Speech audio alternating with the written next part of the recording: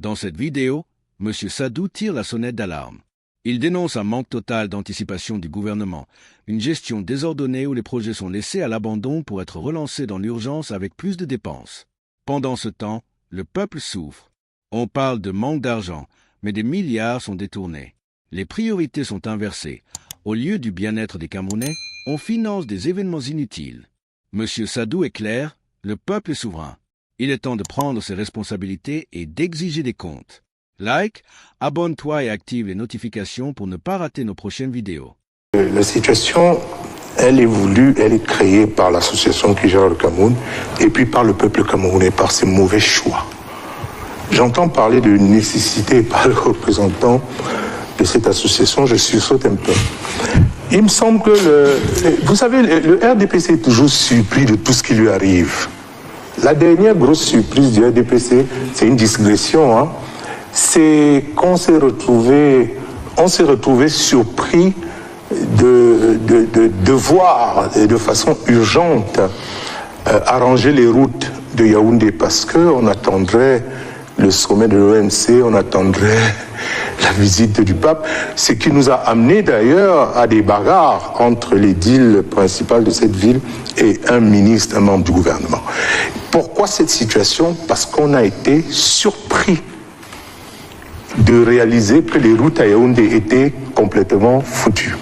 Ça, c'est la panacée du RDPC. Le RDPC ne peut pas me dire, moi, ça de citoyen qui regarde un peu l'évolution des choses et appuie ses opposants qui, pour certains, n'en sont même pas à l'Assemblée. Et nous dire tout d'un coup, on n'a pas de budget, les caisses du Trésor sont vides et la priorité, c'est la visite du pape, la priorité... Non, il faut qu'on arrête ça à un moment donné. Il faut que le RDPC arrête ce narratif qui est de plus en plus fatigant, qui fatigue l'esprit, le cœur des Camerounais, et de plus en plus. Il faut qu'on arrête ça. Tout est fait de façon désordonnée par cette association, et c'est fait exprès. Pour qu'au dernier moment, on dise au président de la République, on court. Vous savez que tout ce qui est fait de manière contractée, ça coûte cher. Il faut exprès de laisser mourir les projets, de laisser mourir les situations, pourrir les situations, pour qu'au dernier moment, on décaisse le triple, le quadruple de l'argent prévu au départ. C'est une stratégie que ces gens ont mis en place pour vider les caisses de l'État et des caisses qui sont remplies par le contribuable que nous sommes. Nous, on nous vole de l'argent, mais c'est une situation qui dure.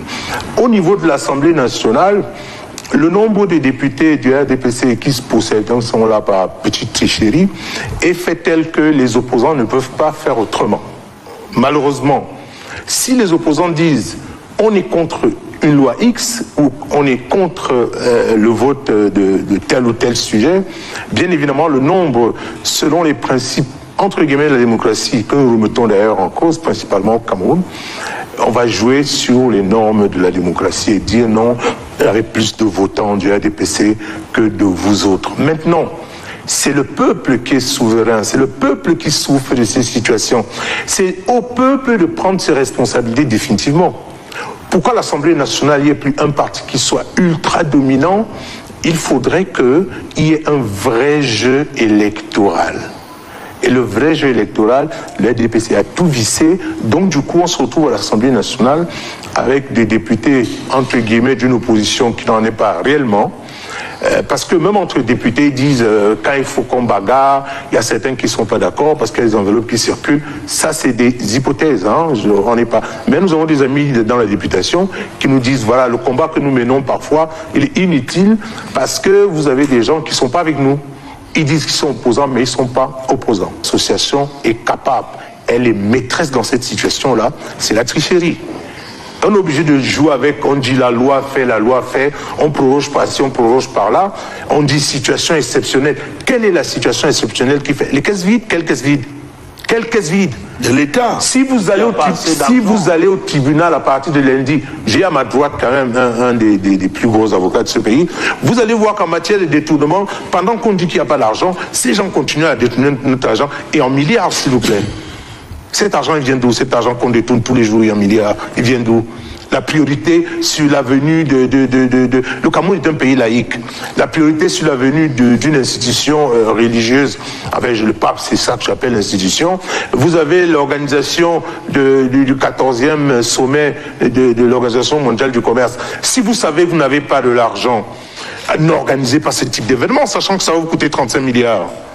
Votre priorité, c'est organiser des choses pour donner l'impression au monde entier que le Cameroun se porte bien, alors que le Cameroun a d'autres priorités. La révision de la Constitution ou la révision du code électoral, ça, c'est les priorités pour les Camerounais. La priorité, c'est pas organiser un événement pour dire après, il n'y a pas d'argent parce qu'on devait organiser un événement. C'est pas ça le problème. Aujourd'hui, l'opposition n'a pas un autre choix que celui-là, de subir. Le peuple camerounais n'a pas un autre choix que celui-là, de subir. C'est à nous la faute. Et c'est à nous, les Camerounais, de rectifier, quel que soit le temps qu'ils vont prendre pour organiser ces élections. Moi, je dis aux Camerounais, la balle est dans votre camp, et c'est à vous la responsabilité de changer les choses. Il faut battre ces gens à plate couture. Ce sont les élections locales. Ils ont eu l'habitude pendant longtemps de nous dire, quand ils arrivent dans nos villages, est-ce que vous savez, ils baladent avec la photo du président de la République, est-ce que vous savez que c'est le président qui nous a envoyé, on le vote et tout. Toutes nos vieilles mères, nos vieux pères là au village disent, ah, si c'est encore bien, parce que dans leur tête, c'est qu'ils votent le président de la République, alors que c'est les élections locales. C'est de la tricherie pure, et cette tricherie doit prendre fin, et définitivement. Voilà ma position. Alors, En conclusion, M. Sadou rappelle une vérité essentielle. Le peuple souffre pendant que les priorités sont mal définies. Il appelle chacun à ouvrir les yeux, à refuser l'injustice et à exiger un véritable changement. Le moment est venu d'agir. Like, abonne-toi et active les notifications pour ne pas rater nos prochaines vidéos.